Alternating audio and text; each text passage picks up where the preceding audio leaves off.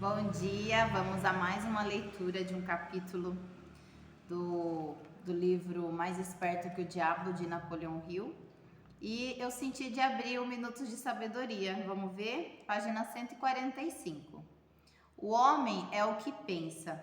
Se você insistir em pensar no mal, na dor, na doença, você os atrairá para si. Pense na saúde, na alegria, na prosperidade e sua vida tomará um novo rumo.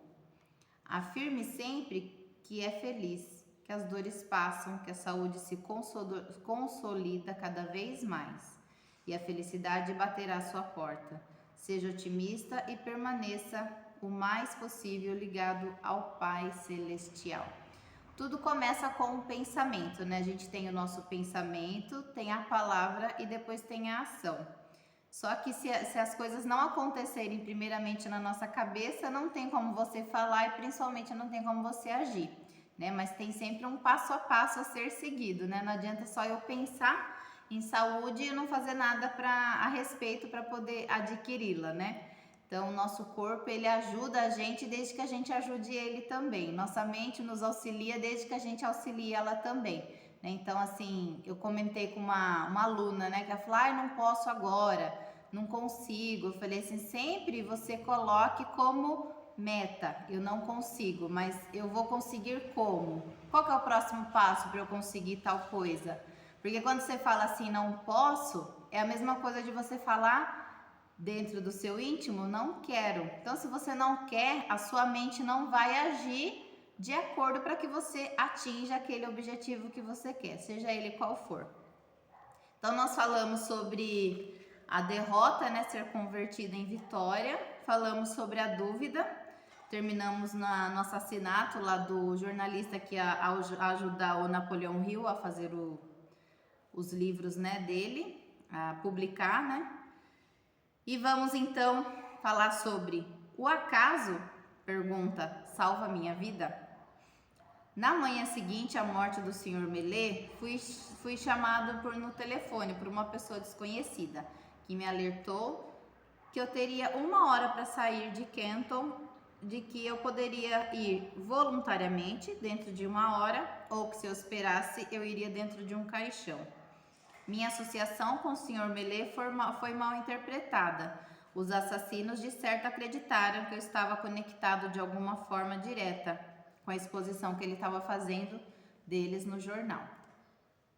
Não esperei acabar o limite de 1 hora, mas imediatamente entrei no carro e dirigi para a casa de uns parentes nas montanhas do oeste da Virgínia, onde fiquei até que os assassinos tivessem sido colocados na prisão. Essa experiência veio bem dentro da categoria descrita pelo Sr. Carnegie como uma emergência que força homens a pensarem. Pela primeira vez na vida, conheci a dor do medo constante. A minha experiência de alguns anos anteriores em Columbus havia preenchido a minha mente com dúvida e indecisão temporária. Mas essa preencheu minha mente com um medo que parecia impossível de remover. Durante o tempo que eu estava escondido, raramente eu deixava a casa à noite. Quando saía, mantinha minha mão em uma pistola automática levada no bolso do casaco e mantinha ela destravada para ação imediata. Olha o perigo, né? Se um automóvel estranho parasse na frente da casa onde eu estava escondido, eu ia imediatamente para o porão e, com cuidado, observava os ocupantes através das janelas. Que situação, né, gente?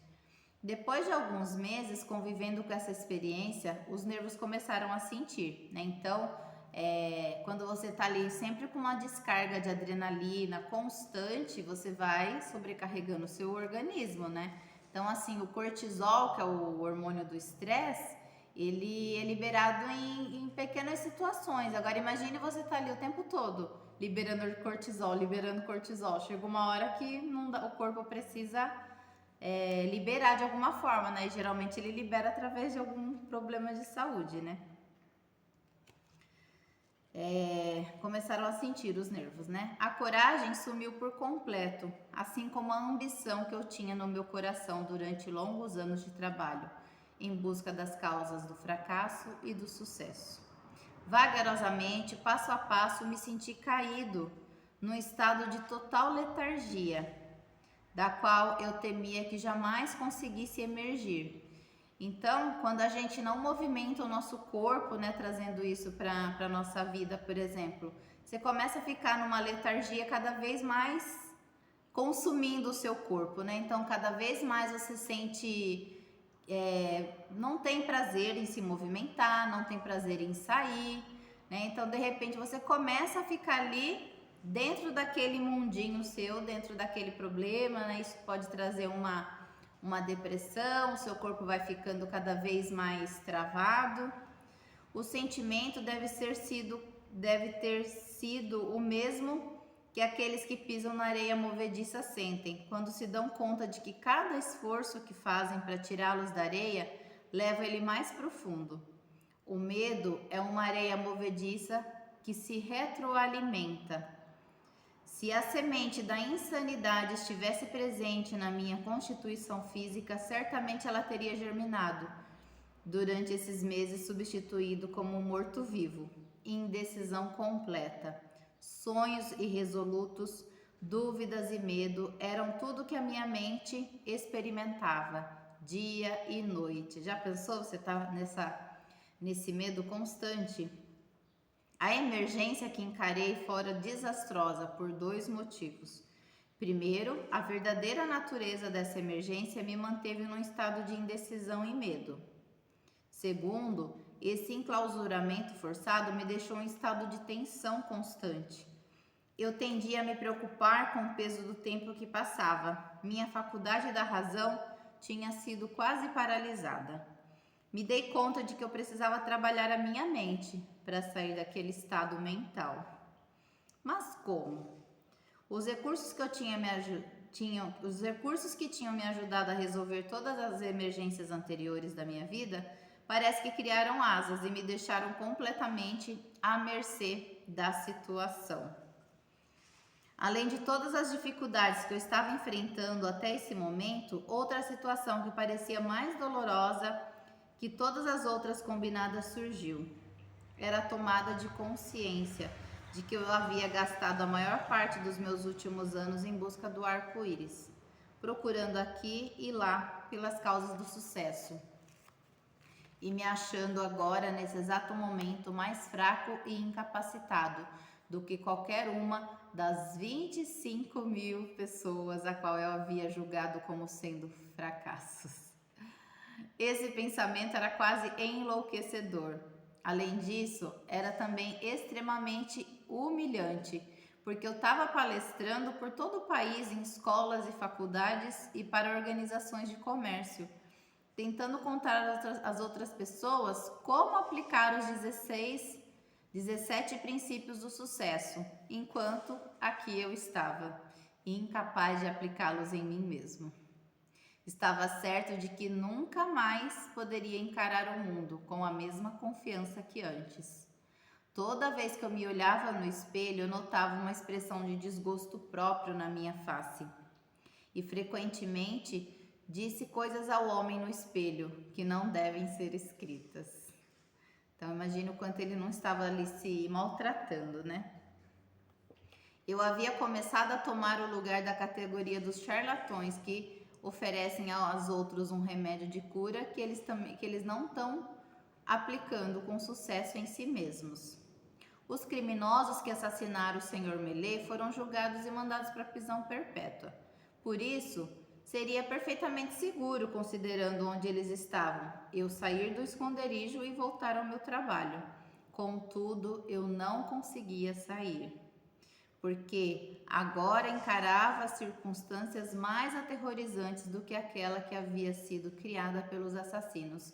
Então perceba, né? Quanto mais tempo a gente passa numa determinada situação, se permitindo que aquela situação nos consuma, né? Por exemplo, a letargia, a falta de atividade física, a falta de uma alimentação adequada. Quanto mais tempo você se permite nisso, fica um pouco mais difícil de você, mais desafiador, né? Vamos trocar o difícil por desafiador. Você sair daquela situação, né? Mas é possível desde que você comece a trabalhar a mente. A experiência destruíra qualquer tipo de iniciativa que eu havia tido. Eu me sentia uma influência de tal modo depressiva que tudo parecia um pesadelo.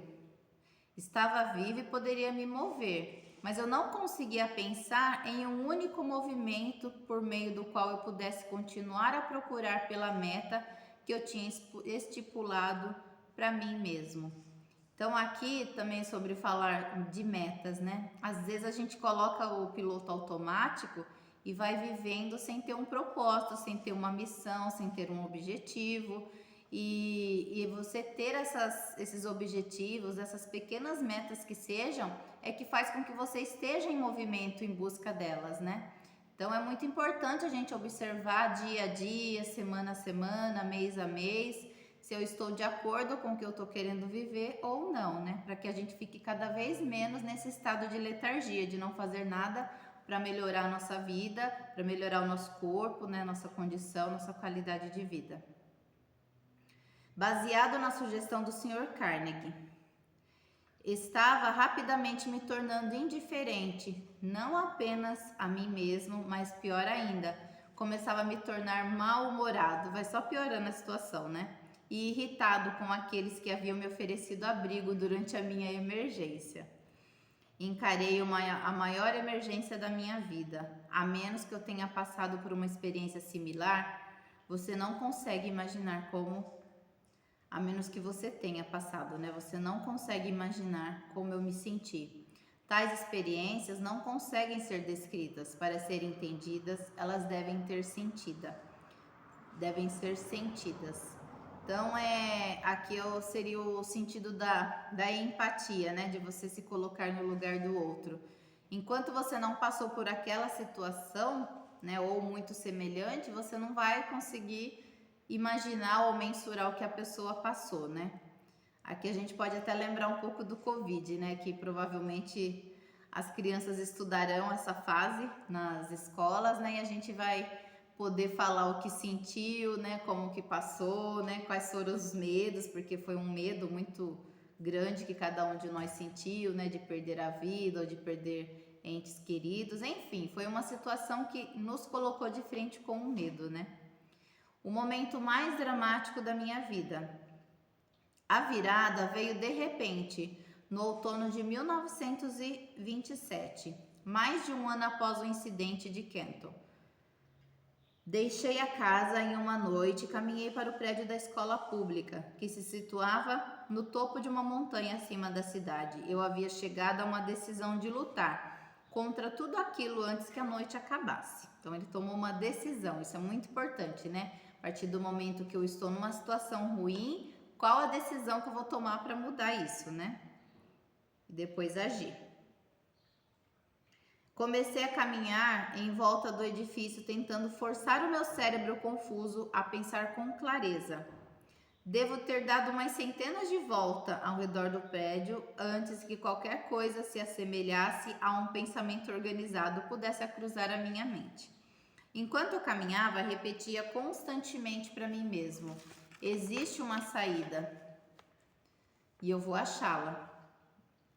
Devo ter repetido essa frase umas 1000 vezes. Então aqui ele estava tentando fazer com que ele mesmo acreditasse nisso, né? Tem uma saída, eu vou encontrar, tem uma saída, né? Além disso, eu estava decidido a fazer exatamente o que eu estava dizendo para mim mesmo. Eu estava totalmente desgostoso comigo mesmo, mas ensaiei uma esperança de salvação. Você neste momento está satisfeito com a sua vida, está satisfeito com o seu corpo, está satisfeito com a sua saúde? E o que você vai tomar de decisão para mudar isso? Então, como um raio que cai de um céu claro, uma ideia explodiu em minha mente com tal força que o impulso fez com que o meu sangue subisse e descesse das minhas veias de forma abrupta. Este é o meu período de teste. Você foi reduzido à pobreza e humilhado para que pudesse ser forçado a descobrir o seu outro eu. Lembra que eu falei que a gente não pode limitar nossa mente de eu não posso, né? Tá, eu não posso nesse momento, mas o que eu posso fazer para que eu possa? Né? Então, se você falar não posso e não procurar uma solução, né? Se você está colocando isso como uma verdade absoluta. E se é uma verdade absoluta, a sua mente, seu cérebro, Deus, seja lá o que você acreditar, não vai fazer nenhum esforço para te ajudar a sair dessa situação. Pela primeira vez em anos, eu recordei que o Sr. Carnegie dissera sobre esse outro eu. Nesse momento, me lembrei que ele havia dito que eu descobriria esse outro eu no final do meu trabalho de pesquisa pelas causas de fracasso e sucesso. Eu ainda recordei que ele disse que a descoberta normalmente viria como resultado de uma emergência, quando homens são forçados a mudar os seus hábitos e pensar formas de sair da dificuldade. Eu vou repetir isso, hein? E ainda recordei que ele disse que a descoberta normalmente viria como resultado de uma emergência, quando homens são forçados a mudar os seus hábitos e pensar formas de sair da dificuldade. Continuei caminhando ao redor da escola, só que agora eu estava flutuando. Inconscientemente parecia saber que estava sendo libertado da prisão que eu mesmo tinha me colocado. Então, ninguém faz nada com a gente, né? As situações ruins em que a gente se mete, é a gente que se coloca lá, né? Não é a outra pessoa. Então, às vezes, para ficar mais cômodo, mais satisfatório para mim, eu falo que foi o outro que colocou essa situação na minha vida, mas não, né? Tudo é atração, né? Se eu passei por essa situação é porque eu tinha alguma coisa ressoando com isso, com essa pessoa, com essa dificuldade, enfim, seja o que for. A partir desse momento, eu me dei conta de que essa grande emergência havia me trazido uma oportunidade, não somente para descobrir o meu outro eu, mas também para testar a eficácia da filosofia de sucesso que eu havia ensinado aos outros, como sendo algo palpável e realizável. Brevemente eu saberia se ela funcionaria ou não. Tomei a decisão de que, se ela não funcionasse, eu queimaria todos os manuscritos e nunca mais me sentiria culpado por tentar provar aos outros que eles eram mestres de seus destinos e capitães de sua alma. A lua cheia estava recém cobrindo o topo da montanha. O que é a lua cheia, né? Como eu faço os encontros aqui. É o momento de plenitude, né? Que você está cheio. E foi bem nesse momento que ele teve essas percepções, né? De despertar. Eu nunca havia visto brilhar tão intensamente antes. Enquanto a estava contemplando, outro pensamento cruzou a minha mente. Você tem mostrado às pessoas como dominar o medo e como sobrepujar as dificuldades que surgem nas emergências da vida. De agora em diante, você pode falar com autoridade, porque está a ponto de superar as suas próprias dificuldades, com coragem, objetivo, resoluto e destemido. Então aqui, né, lembro bem a frase de que Deus capacita os escolhidos, né? Com esse pensamento veio uma mudança na química do meu ser, que elevou a um estado de euforia que eu nunca havia experimentado. Meu cérebro começou a clarear e o estado de letargia do qual ele se encontrava começou a passar. A minha razão passou a trabalhar novamente. Por um breve momento estava feliz pelo privilégio de passar por longos meses de tormentos, já que a experiência me ofereceu a oportunidade de testar a eficácia dos princípios de sucesso, os quais eu vinha pesquisando de forma inexorável. Quando esse pensamento surgiu, eu parei, uni os meus pés, saudei, eu não sabia que ou quem. Fiquei rigidamente em estado de meditação por muitos minutos. Isso parecia de início uma atitude boba, mas enquanto eu estava lá, de pé, naquele estado, outro pensamento cruzou a minha mente em forma de uma ordem, que era tão breve e instantânea quanto uma ordem dada a um comandante militar, de um comandante militar a um subordinado.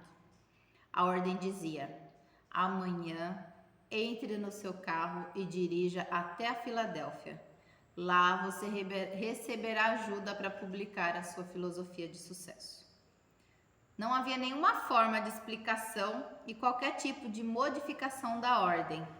Tão logo a recebi, caminhei de volta para casa, fui para a cama, dormi profundamente, com uma paz de espírito tal qual não experimentava há mais de um ano. Quando acordei na manhã seguinte, me levantei da cama e imediatamente comecei a fazer as malas para viajar para Filadélfia. Minha razão me dizia que eu estava embarcando numa missão sem sentido. Quem eu poderia conhecer na Filadélfia que pudesse me ajudar financeiramente a publicar 8 volumes de livros a um custo de $25.000? Eu me questionei. Instantaneamente ouvi em minha mente a resposta para essa questão, de forma tão clara como se as palavras tivessem sido ditas em meu ouvido. Você agora está seguindo ordens em vez de fazer perguntas. O seu outro eu estará no comando durante toda essa viagem. Havia outra condição que parecia fazer a minha preparação para ir a Filadélfia algo que beirava um absurdo. Eu não tinha dinheiro. Esse pensamento mal me havia ocorrido quando meu outro eu explodiu dando uma ordem enfática. Peça ao seu cunhado $50 e ele emprestará para você. A ordem parecia definitiva e final. Sem qualquer hesitação, segui as instruções.